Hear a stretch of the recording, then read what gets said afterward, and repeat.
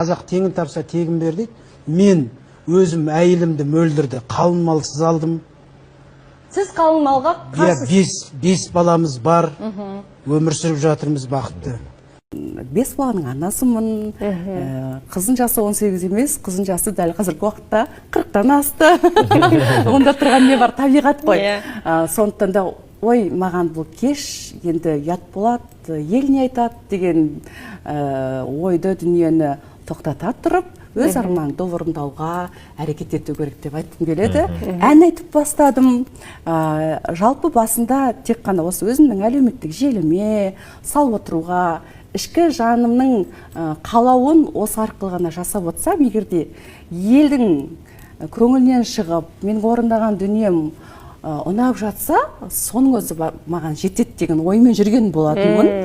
Енді ең бір қызығы, жаңа өзіңіз сұрағыңызға тоқталып өтейін, торғайлықтар шақырды, жерлестер келіп бізге өнерлеріңізді көрсеттіңіздер, қарсы алайық, күтейік деп.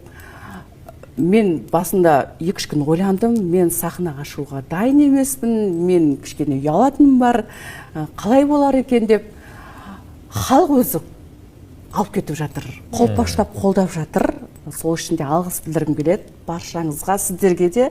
Менің ән әлеміме келгеннен бергі алғашқы шақырып отырған Жібек жолы арнасына, осы арнаның барлық ұжымына, басшылығына, қолдауларыңызға, қошеметтеріңізге алғыс білдіргім келеді. Қазір Инстаграмды шулап отырған актриса Дариға Бардықова. Оның алдында мен.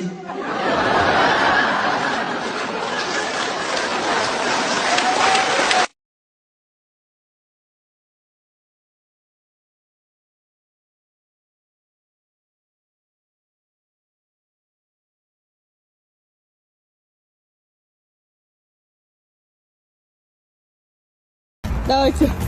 Просто билеп бара жатырмыз.